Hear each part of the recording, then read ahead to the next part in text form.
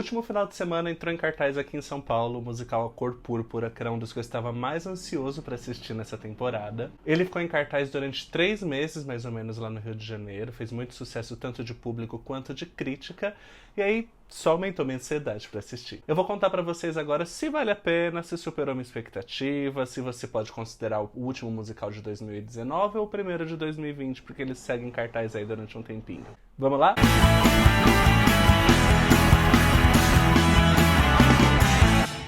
Olá! Bem-vindos ao canal Orelhas e Tiaras. Eu sou o Paulo Gratão e nós temos vídeos aqui sempre, todas as terças e quintas, sobre Disney e teatro musical, que são 2 temas que eu gosto bastante. Se você também gosta desse tipo de assunto, já se inscreve aqui no canal, já deixa o seu like e já ativa o sininho para receber sempre as nossas notificações. Além do canal aqui no YouTube, eu tenho uma página lá no Instagram, @Orelhas e Tiaras, onde eu coloco as notícias com um pouquinho mais de frequência. Então, se você também quer seguir, ver cartazes, datas de estreia, essas coisas, já segue lá, @Orelhas e Tiaras. A Cor Púrpura é baseado no premiado livro de Alice Walker, no filme de 1985 protagonizado por Whoopi Goldberg e fortemente também no revival do musical que estreou em 2015 na Broadway, produzido pela Oprah Winfrey.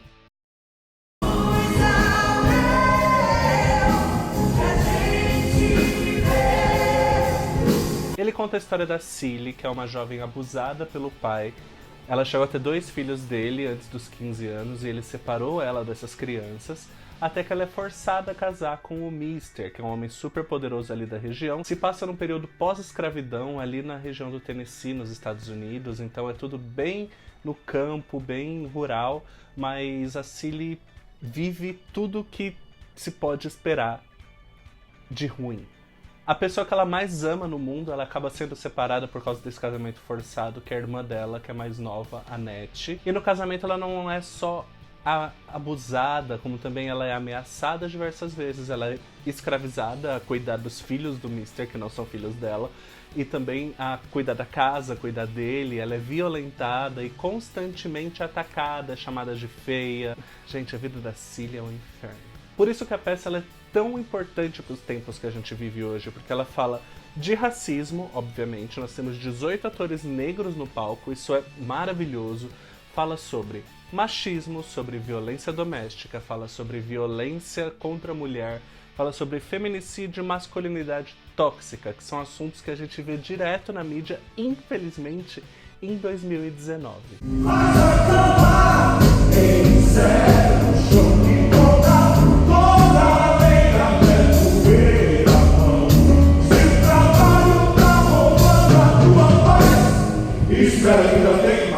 Só que mesmo com uma temática tão pesada, o musical consegue ter alguns momentos leves e bem descontraídos, assim. Tem alguns personagens, por exemplo, o Harpo, a Sofia ou as 3 fofoqueiras, que eles conseguem entreter bem a plateia. O Harpo é filho do Mister, só que ele é super pra cima, assim. Também tem a questão da masculinidade tóxica, só que ele é muito mais fácil de ser domado e ser ensinado pra ele que ele tá no caminho errado.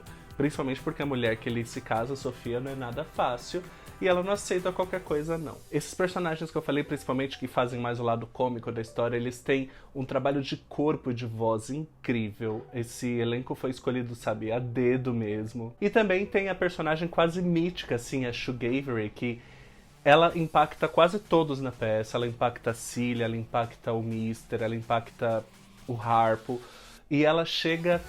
a entrada dela é triunfal. E ela tem uma importância muito grande na história, e ela também tem momentos cômicos maravilhosos, ela leva a peça pra cima na hora que ela entra, é incrível.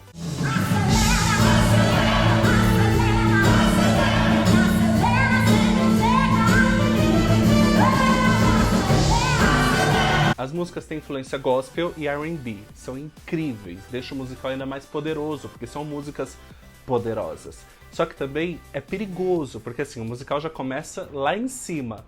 Então, a tendência é ele se manter ou até ele diminuir em alguns momentos. Em algumas raras ocasiões ele consegue se superar.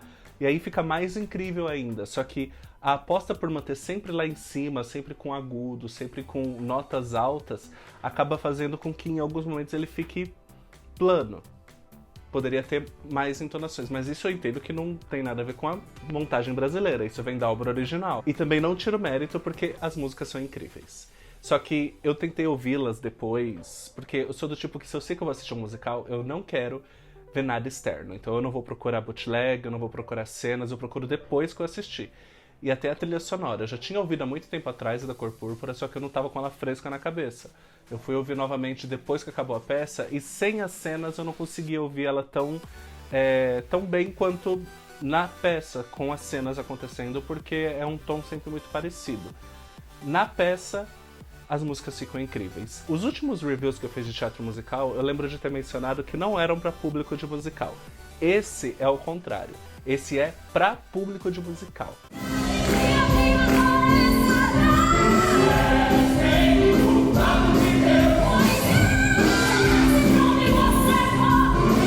A protagonista desse espetáculo é a incrível Letícia Soares. Ela já fez alguns outros musicais aqui, mas é a primeira protagonista titular dela. Eu já tinha tido a oportunidade de entrevistar ela para falar sobre o musical quando estreou no Rio. Vou deixar o link aqui na descrição caso vocês queiram ver. Então eu já tinha um background de como ela tinha preparado essa personagem e ficou incrível. E assim, é um trabalho complexo, porque a Cilly começa com 14 anos na peça e termina com mais de 50 e é vivida pela mesma atriz. Isso também vale para todos os outros membros do elenco, porque o tempo passa para todos eles. Mas a Cilly é que a gente mais vê em cena, né? A gente vê a transição dela no corpo dela, no jeito de andar, no jeito de falar.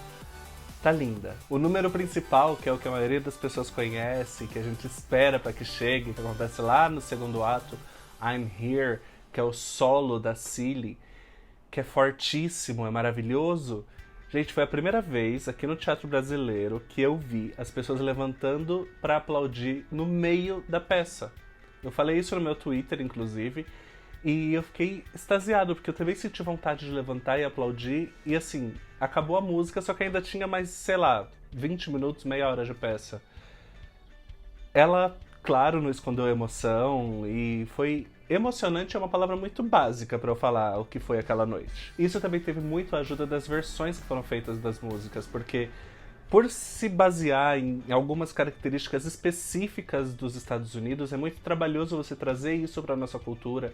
E o versionista, que é o Arthur Shechel, ele conseguiu fazer isso muito bem. As letras são muito boas. A gente consegue gerar uma empatia, uma identificação com os personagens por causa das letras, mesmo o musical se passando nos Estados Unidos, em uma época remota, mas uma época mais antiga. As letras fizeram toda a diferença na condução do espetáculo, tá incrível.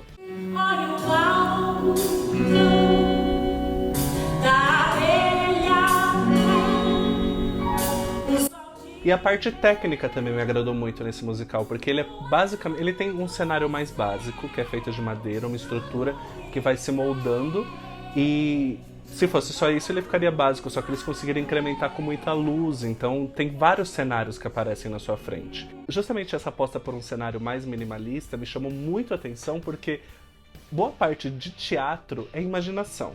Então se você tem um cenário que se molda na sua frente, o restante é você que imagina, é incrível, porque você está participando da peça. Cada um sai de lá com uma perspectiva diferente do que assistiu, porque boa parte da peça estava aqui, ó, do cenário da peça, né? Obviamente. Mas é o cenário que ajuda a contar a história, então vocês me entenderam. Bom, o vídeo de hoje foi esse, espero que vocês tenham gostado. O musical fica em cartaz até o dia 16 de fevereiro, aqui em São Paulo. Me contem aqui embaixo se vocês já assistiram, se vocês pretendem ver. E a gente se vê no próximo vídeo. Até lá! Tchau, tchau!